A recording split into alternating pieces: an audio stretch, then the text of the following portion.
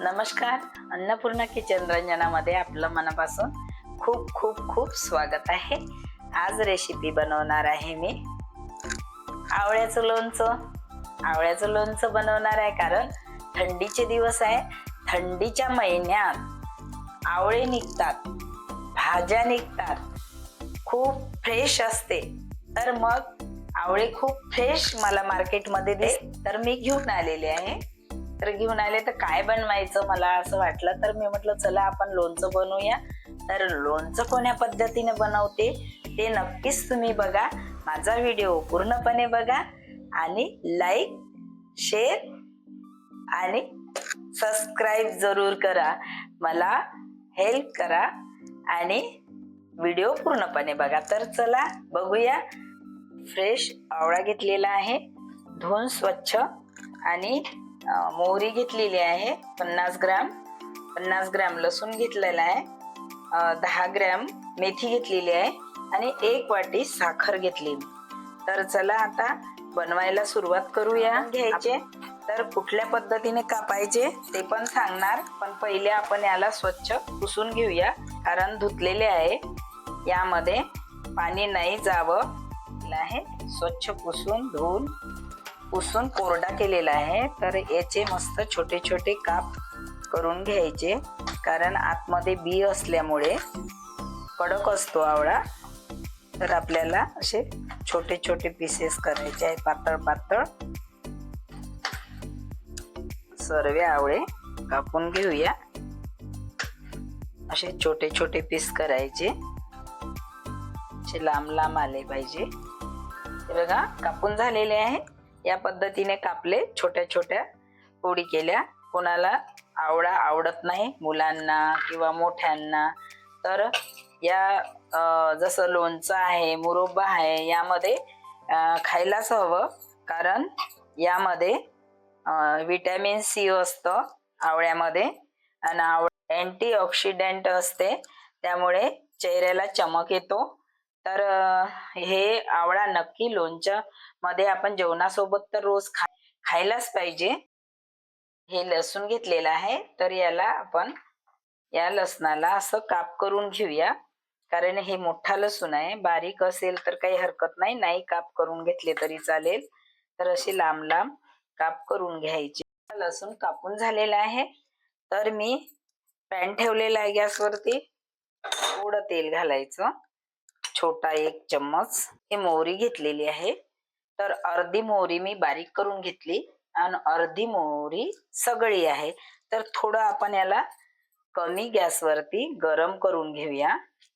गरम केल्याने त्याला खमंग टेस्ट येते, म्हणताना याला थोडं तेल घालून याला मी गरम करते आहे।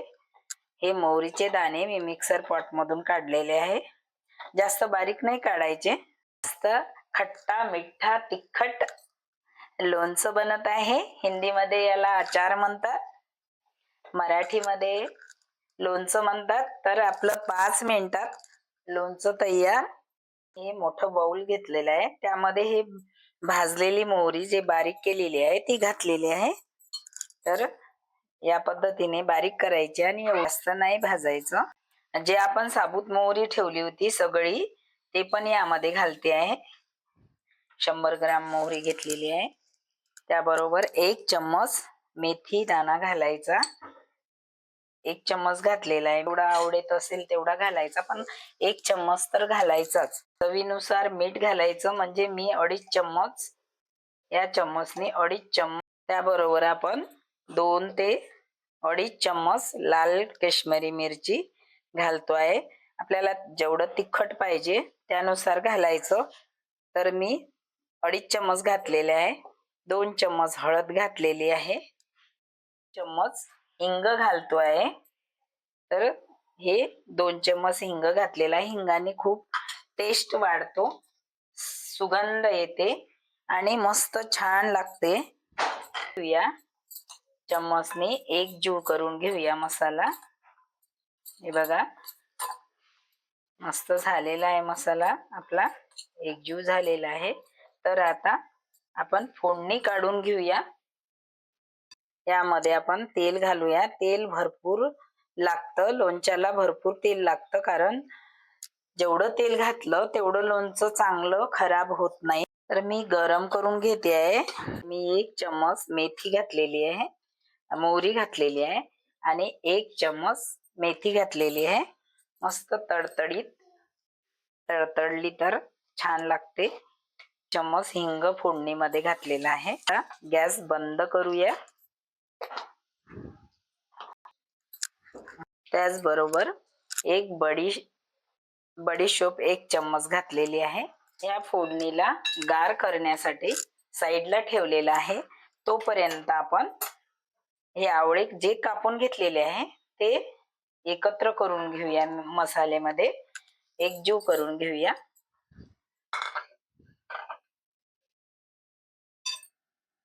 जे लसूण आपण कापून घेतलेलं आहे ते पण त्यामध्ये घालायचा. जर तुम्हाला लसूण आवडत नसेल तर नाही घातला तरी गरजेचं नाही आहे. आम्हाला सर्वांना लसूण आवडतो, तर मी लसूण घातलेला आहे. त्याने टेस्ट वाढते थोडी.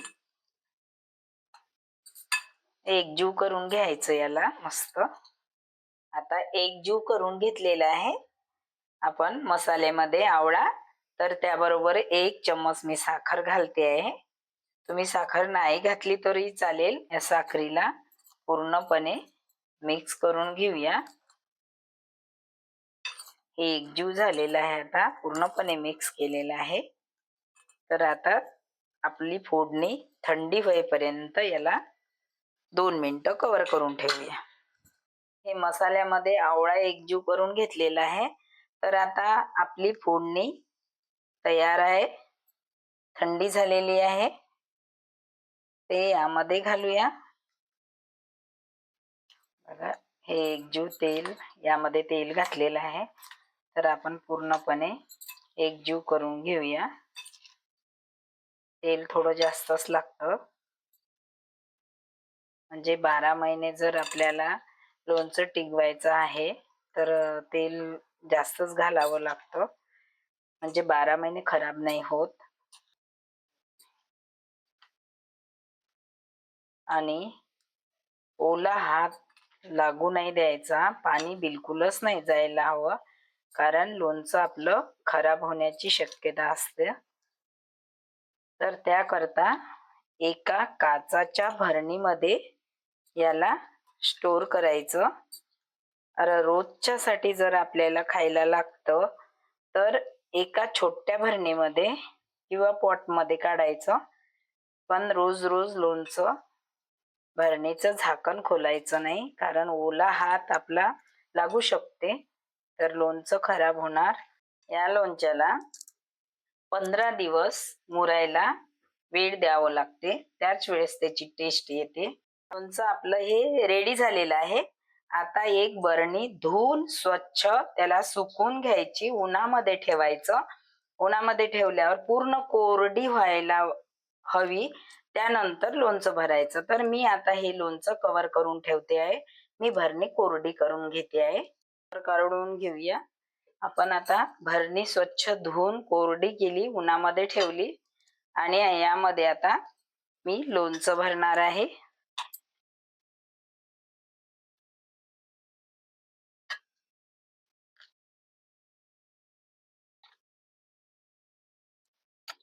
हे बघा, लोणचं रेडी झालेलं आहे. आता 15 दिवस याला कव्हर करून ठेवते आहे. तर नक्कीच माझी रेसिपी बघून बनवा आणि मला कमेंट करा. तुम्ही कुठल्या जिल्ह्यातले आहे नक्कीच कमेंट करा. आणि लोणचं कसं झालं, रेसिपी जमली, कशी टेस्टी झाली ते पण कमेंट मध्ये करा. कमेंट. माझ्या चॅनलला सबस्क्राईब नसेल केलं तर सबस्क्राईब करा, शेअर करा, लाईक करा आणि बेल आयकॉन दाबायला विसरू नका. धन्यवाद. थँक्यू.